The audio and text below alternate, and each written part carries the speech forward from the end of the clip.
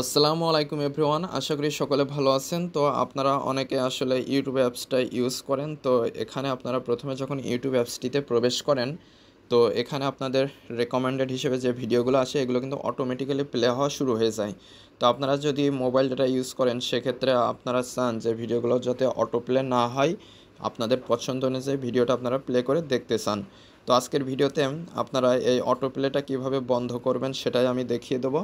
তো অবশ্যই ভিডিওটি না টেনে সম্পূর্ণ ভিডিওটি দেখবেন। মূল ভিডিওটি শুরু করার আগে সবার কাছে ছোট্ট একটা রিকোয়েস্ট, যারা এখনও চ্যানেলটি সাবস্ক্রাইব করেনি তারা অবশ্যই চ্যানেলটি সাবস্ক্রাইব করে আমাদের সাথেই থাকবেন। তাহলে চলুন মূল ভিডিওটি শুরু করা যাক।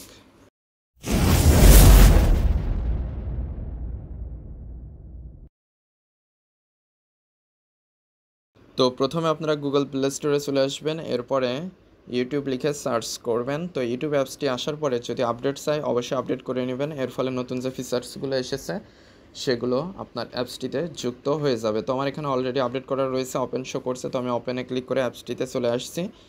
অ্যাপসটিতে আসার পরে এখানে আপনারা যে ভিডিওগুলো দেখবেন দেখতে পাচ্ছেন অটোমেটিক্যালি কিন্তু প্লে হওয়া শুরু হয়ে যাচ্ছে। তো আপনারা এই অটো প্লেটা কীভাবে বন্ধ করবেন সেটা আমি দেখিয়ে দেবো। তো এটা বন্ধ করার জন্য এখানে দেখতে পাচ্ছেন যে আপনার আইকনটা রয়েছে চ্যানেলের, এইটার উপরে ক্লিক করে দিবেন। ক্লিক করে দেওয়ার পরে উপরে গিয়ার আইকন দেখতে পারবেন, এইটার উপরে ক্লিক করে দিবেন। তারপরে প্রথমে রয়েছে জেনারেল, তো আপনারা জাস্ট জেনারেলের উপরে ক্লিক করে দিবেন। ক্লিক করে দেওয়ার পরে প্লে ইন ফিডস নামে একটা অপশন এখানে পেয়ে যাবেন, এটার উপরে ক্লিক করবেন। তো এখানে আপনাদের অলওয়েজ অন এটা সিলেক্ট থাকতে পারে। তো আপনারা যদি অলওয়েজ অন এইটাই সিলেক্ট করে রাখেন তাহলে আপনারা ডাটা ইউজ করেন অথবা ওয়াইফাই ইউজ করেন, সব ক্ষেত্রে কিন্তু ভিডিওগুলো অটো প্লে হবে।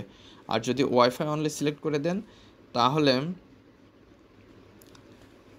যখন আপনারা ওয়াইফাই ইউজ করবেন তখন অটো প্লে হবে, বাট ডাটা ইউজ করার সময়, মোবাইল ডাটা ইউজ করার সময় কিন্তু অটো প্লে হবে না। আর যদি আপনারা এখানে অফ করে দেন তাহলে ডাটা ইউজ করেন অথবা ওয়াইফাই, কোনো ক্ষেত্রে কিন্তু আপনাদের ভিডিওগুলো অটো প্লে হবে না। তো আমি এখানে অফ ক্লিক করে দিলাম, এরপরে ব্যাকে চলে আসছি। ব্যাকে আসার পরে হোমে চলে আসলাম, আসার পরে এখানে যদি রিলোড দিই, রিলোড দেওয়ার পরে এখানে দেখতে পারবেন যে ভিডিওগুলো কিন্তু আর অটো প্লে হবে না। এখানে দেখতে পাচ্ছেন আমি স্ক্রল করছি না, ধরে রেখেছি, বাট এখানে কিন্তু অটো প্লে হচ্ছে না।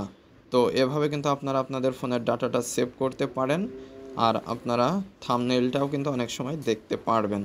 তো আশা করি মূল বিষয়টা বুঝতে পেরেছেন। তো আজকের ভিডিওটি এ পর্যন্ত। ভিডিও সংক্রান্ত কোনো মতামত থাকলে অবশ্যই কমেন্ট করে জানাবেন। আর যারা চ্যানেলটিতে নতুন এবং যারা এখনও চ্যানেলটি সাবস্ক্রাইব করেনি তারা অবশ্যই চ্যানেলটি সাবস্ক্রাইব করে আমাদের সাথেই থাকবেন। তো পরবর্তী ভিডিওতে কথা হবে। আজকে পর্যন্তই, ধন্যবাদ সবাইকে।